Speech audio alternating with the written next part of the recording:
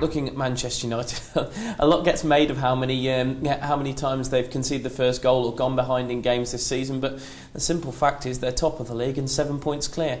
Well, they know how to win. That's the thing. I think, over a period of seasons, and they have a multitude of talented players. I mean, if the game is slipping away from them, they can change things around very quickly with a lot of good quality players, and they have that individual player that can turn anything on its head within a matter of seconds. And you have to be wary of those players. But equally, we don't go in there with any fear. We go there with total respect for them. But last year we gave a good account of ourselves. It was a tight game, and I envisage again for us to go there and perform and make sure that we give them a good game. We've always looked, all the way through this season, looked like a team that could score goals, and United, for all their qualities, do seem to give teams goals. I mean, I think it's 13 conceded at home this season, which is the most of any side in the top 8.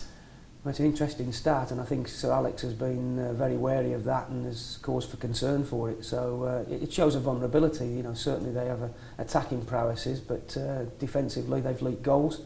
Hopefully we can exploit that, and there is a weakness in the sides, and we hopefully try and find a few of those and give them a few problems. The lone boys coming back as well, of course, Chris Wood and George Thorne are very prominent in an area where, as we mentioned with Claudio and Yusuf, you have got a couple of little niggles. Yeah, and I think, particularly with George Thorne, we've closely monitored his progress at Peterborough. He's done an exceptional job for them, and they've had a resurgence of results. So George has been part of that, and we all know the ability of George. Certainly I do, knowing working with him for many years, and he's a one for the future, and he'll have an opportunity, I'm sure, in the next few games to get involved, and that's the reason for him coming back.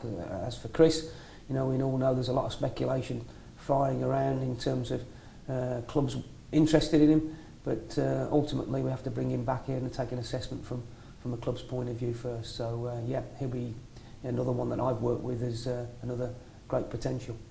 On George, though, I mean, I would imagine his popularity's done no harm, getting a standing ovation coming off at the Molineux after a 3-0 win as well.